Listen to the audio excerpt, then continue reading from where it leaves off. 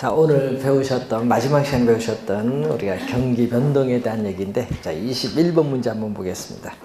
자, 부동산 경기 변동에 관한 설명으로 틀린 것인데, 자, 부동산 경기도 일반 경기와 마찬가지로 회복 시장의 국면, 상향 시장의 국면, 후퇴 시장의 국면, 하향 시장 국면 등의 순환적인 경기 변동을 나타낸다. 맞는 지문이죠. 자, 그러면은 오늘 배운 거, 아까 배운 거, 마지막 시간에 배운 거 한번 복습 한번 해보겠습니다. 자, 순환적 변동인데, 이번에 보면은 이 하향, 우리가 시장에서의 이 국면에서는 뭐가 중요하죠? 이쪽에서는 우리가 가격이 하락하는 국면이기 때문에 매도자는 빨리 매각을 하고자 하는데 매수자는 거래를 뒤로 미루죠. 그래서 뭐가 중시? 매수자가 중시. 그래서 매수자가 중시가 돼요. 하향 시장에서는. 그리고 과거, 요죠? 과거, 후퇴 시장의 국면에서 이 과거의 사례 가격은 새로운 거래 가격에 뭐가 된다? 상한, 위에 있으니까 상한이 되는 경향. 맞는 지문. 그러니까 여기 보면 매수자 상한, 이게 포인트. 자, 3번. 이 상향 국면이죠. 이 상향 시장의 국면은 가격이 상승을 하는 국면이기 때문에 여기는 매수자는 거래를 어떻게 해요? 빨리 하고자 하는데 매도자는 거래를 뒤로 미루려는 경향이 있기 때문에 여기는 뭐가 중시? 매도자가 중시.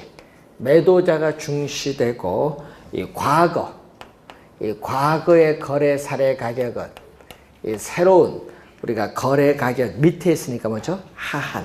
여기 5번 냈다는 거예요. 3번 지문이 하한. 맞는 지문. 자, 회복 국면은 뭐가 중시?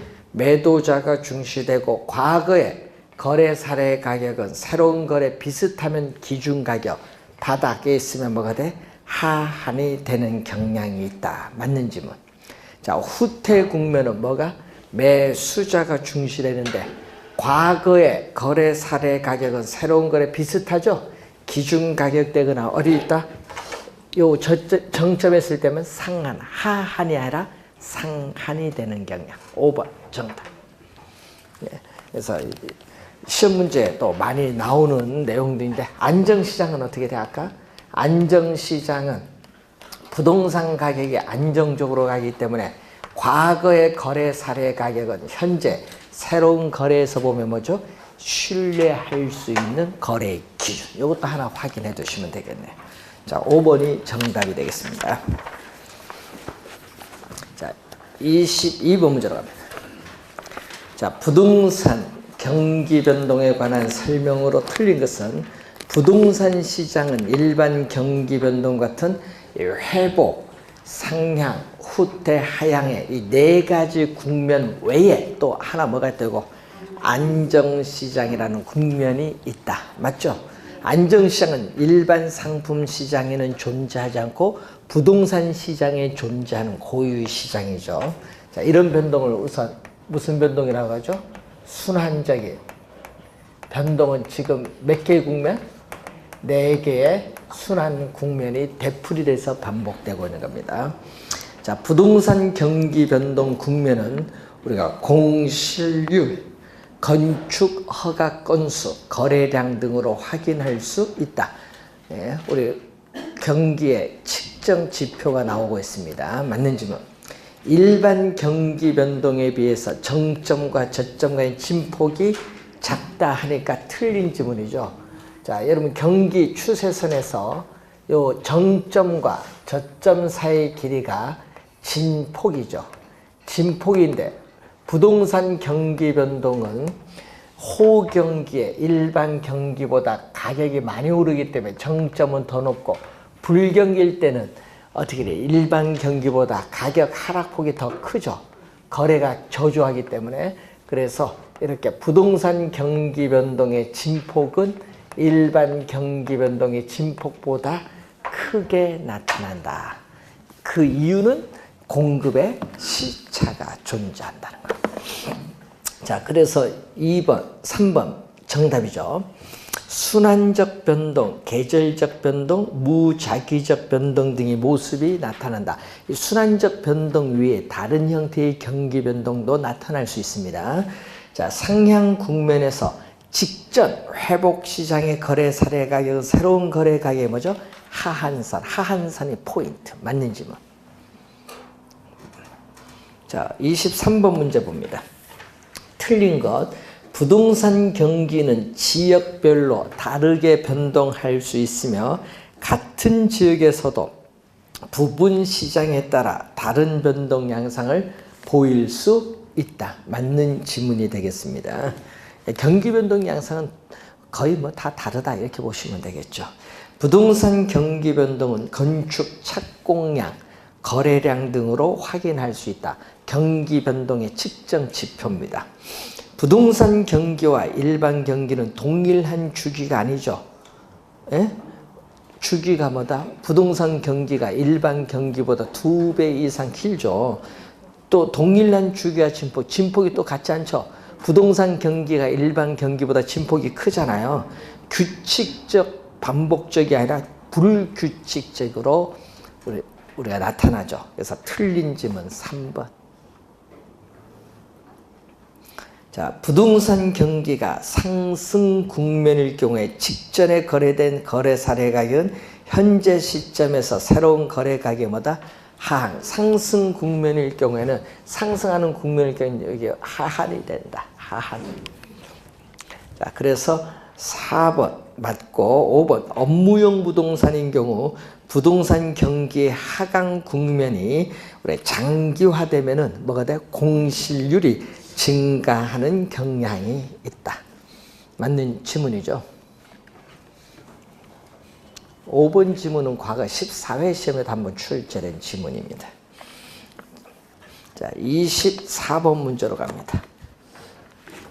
24번 문제 보면은 A, B, C 부동산 시장이 다음과 같을 때 각 시장의 모형 형태를 묻는데, 자, 이 거미집 시장에서의 모형 형태죠. 자, 여러분이 가장 중요한 건 뭐죠?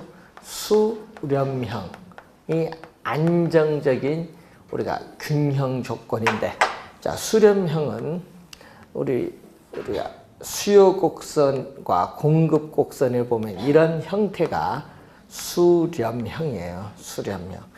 그래서 이 불균형 상태가 시간이 경감에 따라 이렇게 균형으로 접근해 가는 모형인데, 자, 이 수요 곡선의 기울기의 절대값과 공급 곡선의 기울기의 절대값을 비교하면은 우리는 공급 곡선이 커요. 수렴형이고, 또 발산형은 또 불안정적인 균형 조건으로서 수요 곡선과 공급 곡선이 이렇게 주어졌을 때 시간이 경과함에 따라 점점 이렇게 밖으로 빠져나가는 형태가 뭐가 된다? 우리는 발산형, 수렴형의 반대가 되죠. 그래서 수요 곡선의 기울기의 절대값과 공급 곡선의 기울기의 절대값을 비교하면은 이것은 어디가 수렴형의 반대니까 수요 곡선이 크다. 자, 그리고 순환형일 경우에는, 자, 그림이 이런 형태 주어졌는데, 이때는 이 시간이 경과함에 따라 이 불균형 상태가 점점 이렇게 계속 이렇게 반복되는 이런 형태가 순환형. 그래서 순환형은 이 수요 곡선의 기울기의 절대값과 공급 곡선의 기울기의 절대값이 서로 뭐 할 때? 같을 때. 자, 거기 이제 이런 문제 나오면 틀리면 안 되거든요. 이제 보니까 자, 한번 보니까 27회 시험에 출제됐는데, 거기 봤더니 수요 곡선의 기울기가 마이너스 0.8 요겁니다. 마이너스 0.8 그리고 공급이 0.6 요거거든요. 그래서 A는 뭐다? 발산형. B는 요겁니다. B는 마이너스 0.3, 0.3 같죠? 절대값. 요 B는 뭐다? 순환형. C는 요거. 마이너스 0.6, 요게 1.2 요거. C는 수렴형. 요걸 묻는 거죠. 지금 조건. 그래서 정답은 5번이 정답. 조건 알면 5초 안 걸려요. 자, 25번 문제로 갑니다. 25번이나 26번이나 25번 문제, 26번 문제가 같은 유형인데, 자, 여러분 26번 문제로 한번 보겠습니다. 같은 유형이니까. 그래서 26번 풀면요, 여러분 한번 25번 한번 쉬는 시간 한번 풀어보세요. 자, 어느 지역에 수요와 공급 함수가 각각 주어졌습니다. 자, A 부동산 상품 시장에서는 뭐다? Q, D는 100 마이너스 P가 주어졌고, 또 QS는 마이너스 10 플러스 얼마? P가 주어졌어요. 요것은 뭐다? A. 그럼 양변을 뭘로? 2로 나눠버리자. 그럼 얼마? QS는 마이너스 5 플러스 2분의 1 P. 자, B 갑니다. 자, B는 또 B 부동산 상품 시장에서는 QD는 얼마? 500 마이너스 2P. 또 3 QS는 마이너스 20 플러스 6P. 또 양변을 또 3으로 나눠줬더니 얼마? 마이너스 3분의 20 플러스 2P. 자, 항상 여러분 우리 그림 볼 때 P는 어떻게 돼요? Y축에 있거든요. 그래서 기울기와 탄력성은, 자, 기울기와 탄력성은 역관계에 있어요. 자, 역관계에 있기 때문에 어떻게 돼요? 부동의 방향은 어떻게 돼요? 반대가 돼요. 반대. 예? 예? 자, 그리고 반대라는 걸 염두에 두시고, 니꼬를 때는 또 수요의 발산형은 수렴형의 반대니까, 여기 순환형일 때는 수요의 가격 탄력성과 공급의 가격 탄력성을 묻는 거죠. 여러분 기울기는 뭐예요? Y축이잖아요. 자, Y 이꼬르 A 플러스 BX인데 Y가 바로 뭐다? Y가 P죠. Y가 P고 X가 뭐다? Q예요. Q, X축이. 그럼 요 앞에 있는 요게 바로 뭐가 돼? 기울기거든요. 근데 지금 문제는 P가 앞으로 나온 것이 아니라 뭐가 나왔다? Q가 나왔어요. 그러니까 P로 고쳐서 기울기 따져도 좋고요. 그러면 뭐를 따지냐? 이제 Q로 주어져. QD, QS, Q로 주어졌거든요. Q로 주어질 때 이 P죠? 이 P 앞에 있는 숫자 보세요.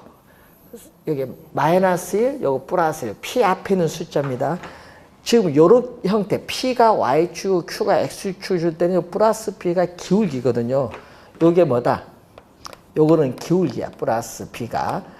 요것을 P 니꼬르 해서 고쳐도 돼. 그럼 요건 얼마? 그럼 예를 들어서 P 니꼬르는 얼마? 100 마이너스 QD. 그럼 요거 기울기가 얼마다? 기울기는 마이너스 1인데 수요 곡선의 기울기 절대값 하면 뭐다? 플러스 1 이렇게 나오는 거예요. 뭔지 알겠죠? 요거로 따지면. 근데 문제는 그대로 풀어버리는 거예요. 자, 이때 마이너스 1의 절대값 얼마? 마이너스 1의 절대값. 여기 플러스 2분의 1의 절대값. 요게 탄력성이에요. 탄력성. P 앞에 있는 숫자의 절대값이 뭐다? 탄력성. 그럼 탄력성이 어디가 커? 여기 1이잖아요. 요거 수요고, 요건 공급인데 어디가 커? 요게 크지. 수의 가격 탄력성, 공급의 가격 탄력성을 봤더니 수의 가격 탄력성이 크다. 자, 이런 얘기죠. 지금 값이. 자, 그리고 여기는 얼마? 수요가 얼마죠? 마이너스 2. 여기는 얼마? 플러스 2 절대값이 서로 같다. 같을 때는 뭐다? 순환형이다. 순환형. 여기는 순환형. 그리고 여기는 우리가 여기 수렴형인데 계산에 뭐 숫자 잘못 적었나? 마이너스 1 플러스 맞는데?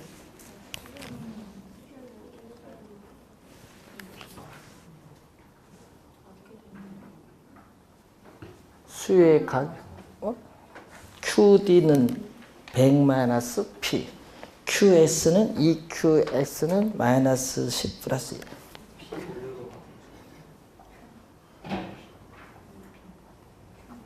뭐 숫자가 뭐가 이상한데 여기?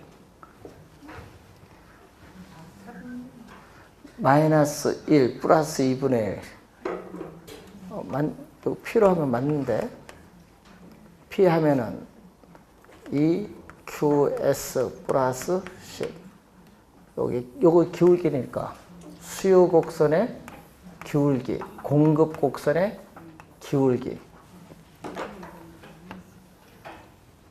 이건 기울기잖아요. 수요 곡선의 기울기, 공급 곡선의 기울기가 이런 형태가 나오니까 이것은 뭐다? 수렴형인데. 그래서 이 형태는 수렴형인데 이게 뭐가 탄력성이 좀 그렇네. 예? 앞에 있는 이 숫자가 탄력성이거든요. 탄력성. 앞에 있는 이 숫자 이게 마이너스 1 플러스 1 절대값을 주셔서 그렇구나.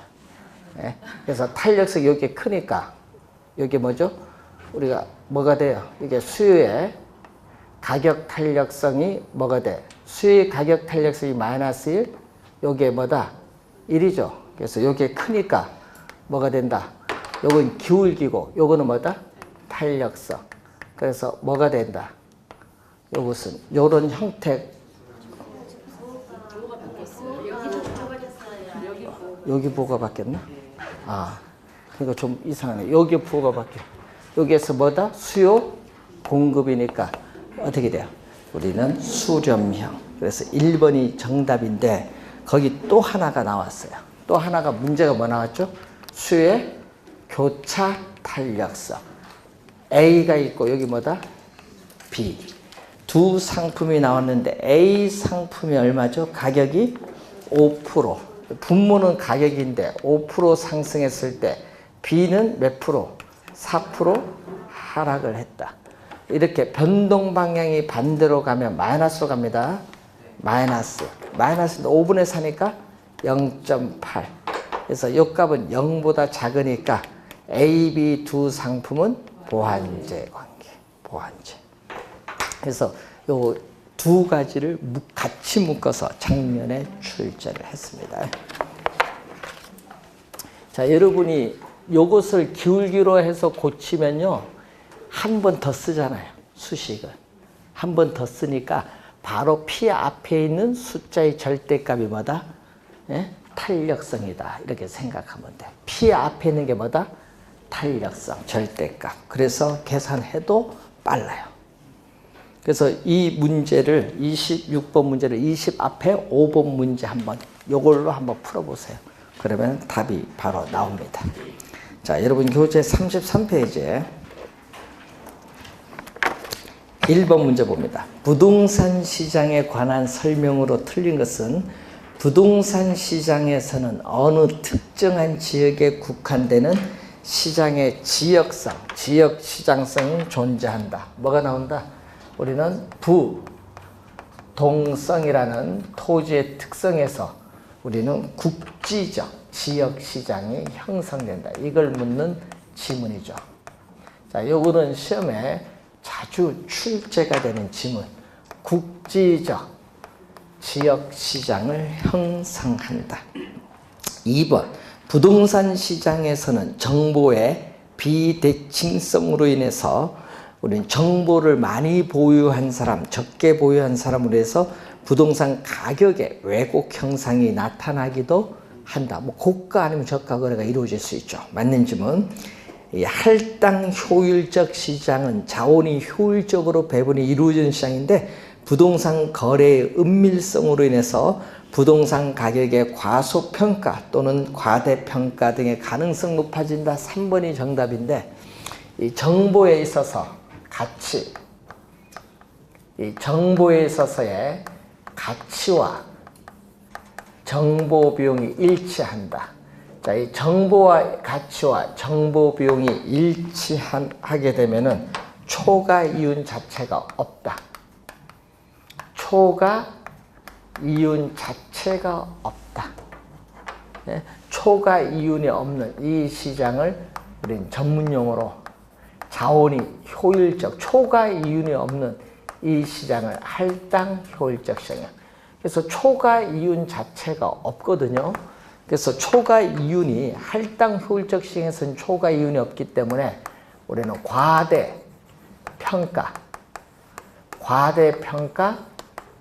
과소평가된 부동산은 존재하지 않죠. 과소평가된 부동산은 존재하면은 초과 이윤이 있거든요. 초과 이윤이 없으니까 이 과대평가, 과소평가된 부동산은 존재하지 않는다.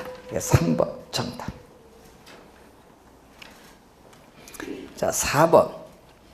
부동산 거래 비용의 증가는 부동산 수요자 공급자의 시장 진출입, 들어오고 나가는 것에 제약을 줄 수 있기 때문에 이 불안전 경쟁 시장의 요인이 될 수도 있습니다. 거래 비용이 우리 부동산은 일반 상품에 비해서 많이 들고 있죠. 자, 개별성의 특성은 부동산 상품의 표준화를 어렵게 할 뿐만 아니라 부동산 시장을 복잡하고 다양하게 한다. 그래서 이 개별성의 이 특성으로 인해서 우리 부동산 상품은 표준화가 어렵다. 비표준화가 되죠. 그래서 부동산 시장을 우리는 복잡하고 다양하게 합니다. 자, 2번. 부동산 시장에 관한 설명으로 틀린 것을 묻는 거죠. 자, 중강성 효율적 시장은 공표된 것이건 그렇지 않은 것이건 어떠한 정보도 이미 가치에 반영되는 시장. 1번이 정답인데 1번은 강성 효율적 시장을 말합니다. 자, 이 과거의 정보, 이 과거의 정보가 반영되는 게 무슨 시장? 약성 효율적 시장. 과거의 정보에다가 현재 공개되는 이용 가능한 모든 정보까지 더해준 요게 바로 뭐죠?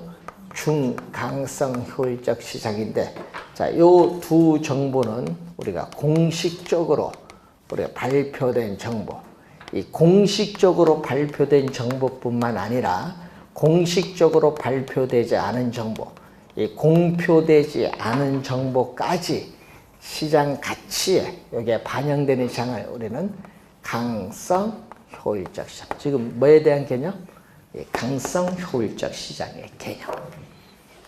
1번 정답. 개념 약성, 중강성, 강성 개념 시험에 진짜 많이 냅니다. 잘 확인.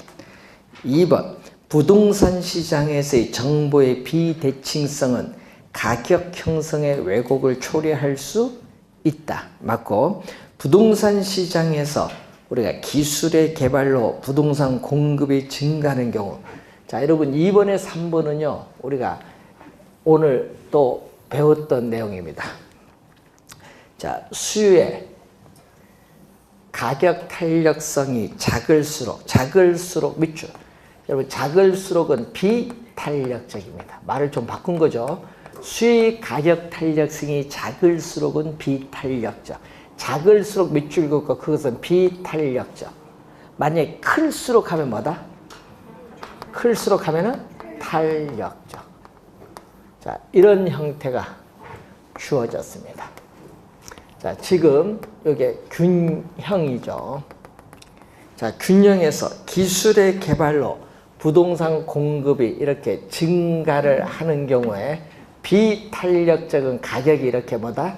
많이 하락을 하고 거래량은 약간 증가하죠. 뭐보다? 탄력적은 가격 변화에 민감하다 보니까 거래량은 많이 증가하고 가격의 하락폭은 적게 나타나지. 그래서 어떻게 균형 가격의 하락폭은 뭐다? 커진다. 그래서 맞는 지문이 되겠죠. 여러분 이런 지문 시험에 매년 출제해요. 3번 지문 거의 매년 나와요. 꼭 기억해 두셔야 됩니다. 자, 일반적으로 부동산은 일반 재화에 비해 거래 비용이 많이 들고 또 부동산 이용의 비가역적 특성. 비가역적이라는 것은 한번 어떤 용도로 이용하면 다른 용도로 바꾸기가 어렵다. 건물을 철거하지 않으면 어렵지. 그래서 비가역적 특성 때문에 일반 재화에 비해서 의사결정 지원 분야에 우리는 역할이 더욱 중요하다. 네, 더욱 중요하다. 자, 부동산은 다양한 공사적 제한이 존재를 하죠. 제한이 많으면 어떻게 돼요? 가격에 어떻게 돼요? 우리는 가격의 왜곡을 더 많이 가져오지. 그래서 가격 변동에 영향을 미칠 수 있죠. 가격에 뭐를 가져온다? 왜곡을 가져옵니다. 정답은 1번이 정답. 자, 3번 문제로 갑니다. 부동산 시장에 관한 설명으로 틀린 것은 불안정 경쟁 시장에서도 할당 효율적 시장이 이루어질 수 있다. 자, 여러분 완전 경쟁 시장은 자원이 효율적으로 배분이 이루어지는 시장인데, 자, 완전 경쟁 시장은 이렇게 할당 효율적 시장에 포함이 돼요. 근데 이 빗금친 부분이 있죠. 이 빗금친 부분은 불안전 경쟁 시장이에요. 불안전 경쟁 시장인데 이 불안정 경쟁 시장에서도 정보에 있어서의 가치와 정보 비용이 일치한다면 초과 이윤이 없기 때문에 할당 효율적 시장이 될 수 있다. 맨 끝에 있다가 포인트예요. 맞는 지문. 여러분 24회 시험은 없다고 출제했거든요. 1번 맞는 지문이고, 2번 진입 장벽의 존재는 부동산 시장을 불안전하게 만드는 요인이다. 여러분 완전 경쟁 시장은 진입 장벽이 없지만 불안전 경쟁 시장은 진입 장벽이 있습니다. 부동산 시장의 시장이 분화되는 현상은 경우에 따라 부분 시장별로 시장의 불균형을 초래하기도 하죠. 그래서 부동산의 용도별, 권리 형태별, 우리는 이 지역별로 전체 부동산 시장이 여러 개의 시장으로 나누어지는 시장의 분화 현상이 나타나면서 우리는 부분 또는 하위 시장이 형성이 되죠. 그래서 경우에 따라서는 이 부분 시장별로 시장의 불균형을 초래할 수도 있다. 예를 들어서 오늘 전세 시장에서도 전세 수량이 공급량보다 많으니까 어떻게 돼요? 불균형을 초래할 수 있다. 맞는 지문이고, 강성 효율적 시장에서도 정보를 이용하여 초과이익을 얻을 수 있다. 4번 틀렸죠? 여러분 강성 효율적 시장은 과거, 현재, 미래의 모든 정보가 이미 시장 가치에 반영됐기 때문에 강성 효율적 시장에서는 시장의 어떠한 정보를 이용하여 투자를 한다 하더라도 어느 누구도 결코 초과 이윤을 획득할 수가 없다. 획득할 수가 없다. 4번 정답. 5번 부동산에 가해지는 다양한 공적 제한은 부동산 시장 기능을 또 뭐한다? 왜곡하죠. 특히 수요 공급 조절 기능을 떨어뜨려요. 자, 4번 문제로 갑니다. 부동산 시장의 효율성에 관한 설명으로 틀린 것은 효율적 시장은 어떤 정보를 시간의 지체 없이 시장 가치에 반영하는가에 따라 구분될 수 있다. 1번 맞는 지문인데, 그래서 뭐요? 효율적 시장 약성, 중강성, 강성으로 구분하죠. 자, 강성 효율적 시장은 공표된 것이건 공표된 정보는 물론이고 아직 공식적으로 발표되지 않은 정보까지도 시장 가치에 반영되는 시장입니다. 이를 통해 초과이윤을 얻을 수 없다. 여러분, 초과이윤을 결코 과거, 현재, 미래의 어떠한 정보를 이용해서도 결코 초과이윤을 얻을 수 없다.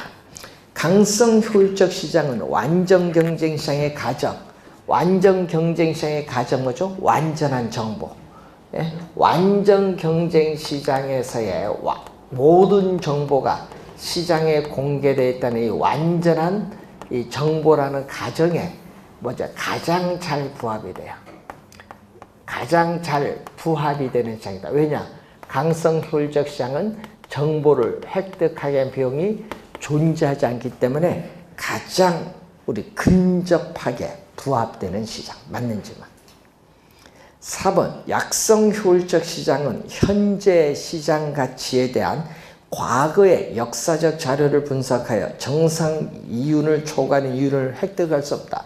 자, 여러분, 과거의 정보, 약성 효율적 시장에는 과거의 역사적 자료를 토대로 해서 현재 시장 가치의 변동을 분석하는 것을 기술적 분석인데, 이러한 기술적 분석을 통해서 나타난 여러 가지 기술적인 자료를 가지고 투자를 한다 하더라도 초과 이윤은 획득할 수 없다.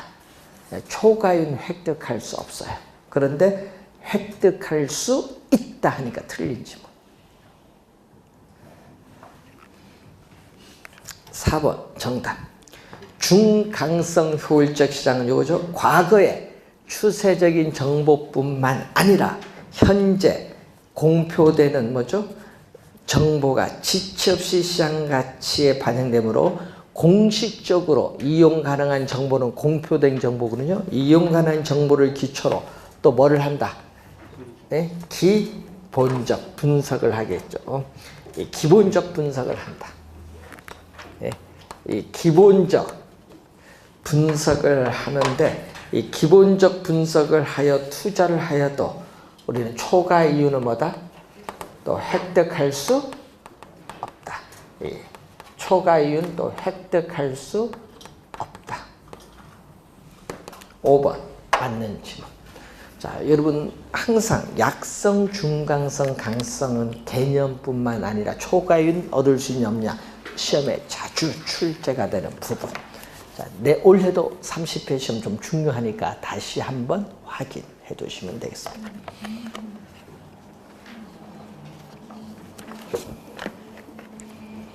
자, 여러분이 그 5번, 6번 문제에 있어서 정보 가치에 관련된 문제가 나오죠. 그래서 여러분 25회 시험, 25회 나왔나?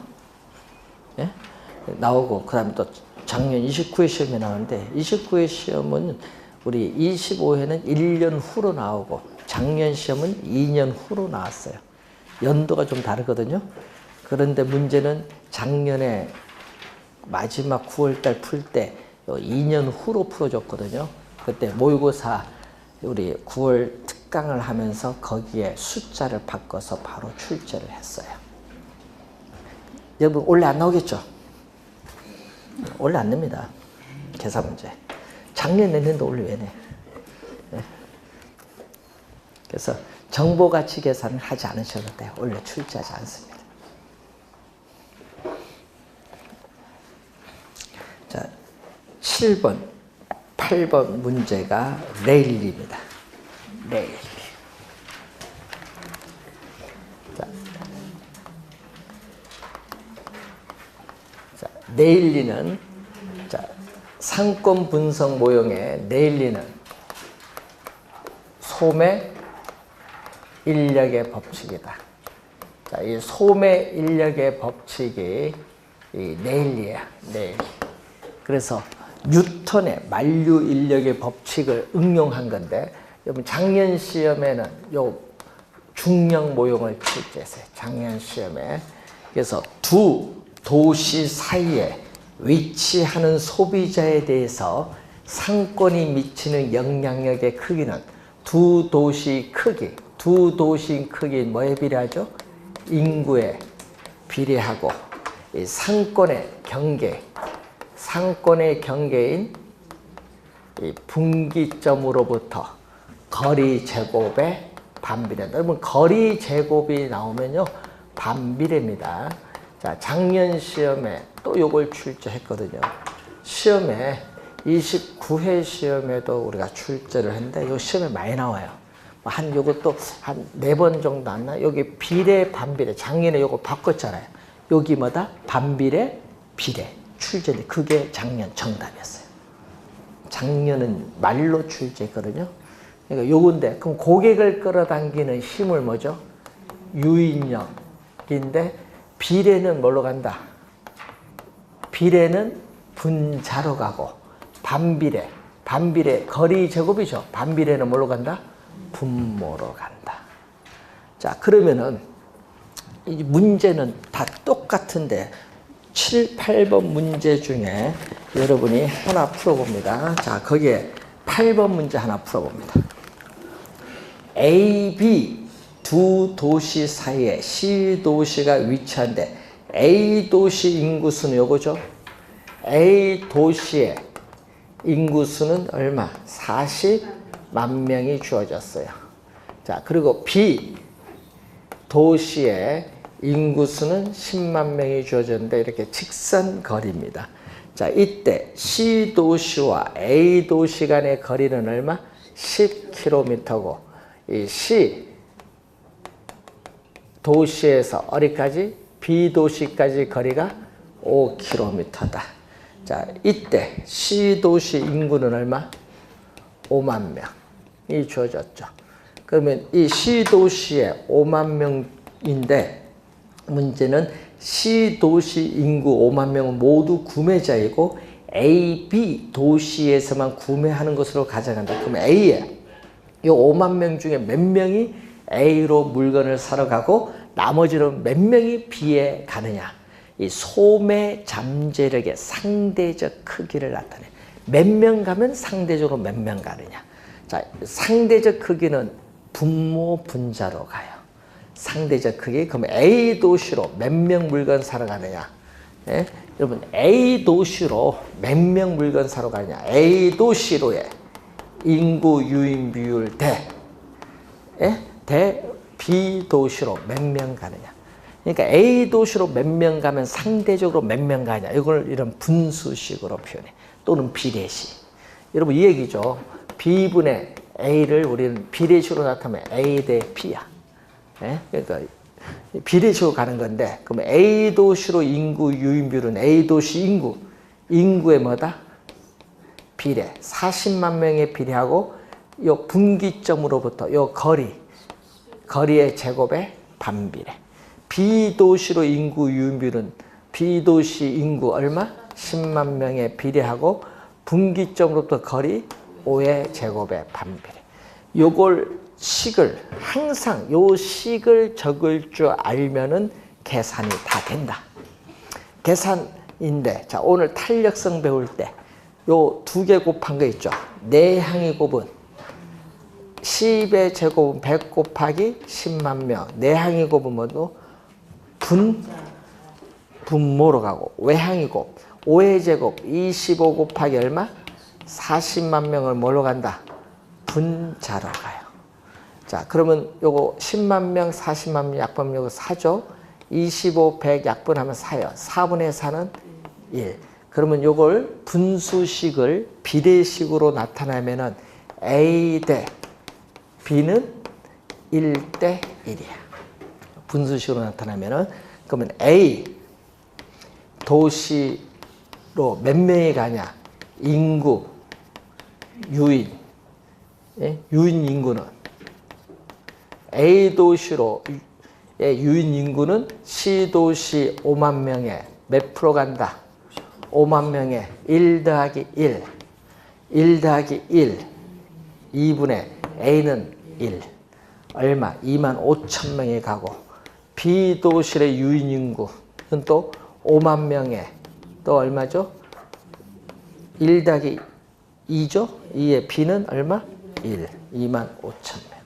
A 도시로 25,000명 가고 B 도시로 25,000명이 간다. 3번 정답. 여러분 계산 문제는 다 똑같아요. 이런 형태로 다 풀면 돼. 내일리는요 최초야. 그래서 여러분 1929년에 나타난 최초 이론이니까 하여튼 시험의 단골이야. 작년에도 정답지문 묻었어요. 그래서 하여튼 내일리는 진짜 중요한 학자입니다.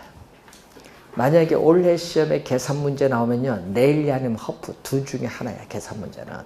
그래서 내일리 허프 둘 중에 하나니까 푸는 연습 몇 번 하면 풀려요.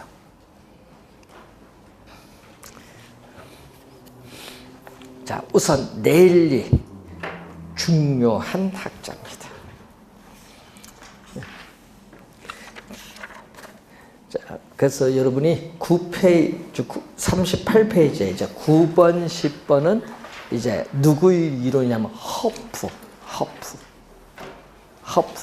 아까 했죠. 우리 내일리 아니면 허프. 그래서 허프 이론은 잠시 쉬고 시작하겠습니다.